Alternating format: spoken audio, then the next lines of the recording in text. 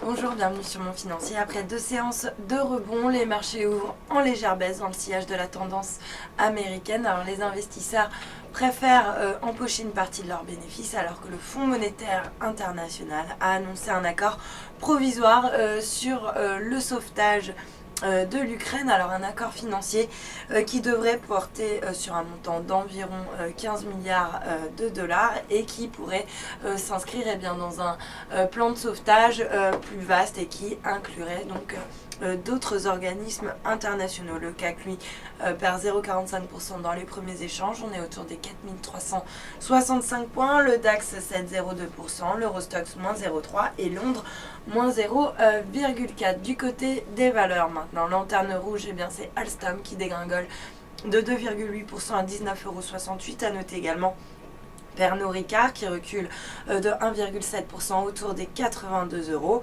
Et puis à l'inverse, Gemalto signe la meilleure performance avec un gain de 0,56% à 85,13 €, suivi de Capgemini et de Vivendi qui se distinguent donc avec des gains respectifs de 0,12 et 0,23%. À noter sur le SBF 120 que Morel et Prom dégringolent de pratiquement 6%, 11,21 € et ce malgré des résultats en nette hausse au titre de l'exercice 2013. Mais le marché se montre légèrement déçu étant donné que le groupe ne versera pas de dividendes. À noter également JCDecaux relevé à surperformance par Crédit Suisse qui s'empare de la tête du SBF 120 avec un gain de 2,9% à 31,56 €. Et puis sur le marché d'échange, l'euro lui s'inscrit en légère baisse de 0,2% face au dollar. On est autour des 1,3756. Il s'inscrit en baisse également par rapport au yen, moins 0,16% à 140,38 yens. Puis à noter que le billet vert de son côté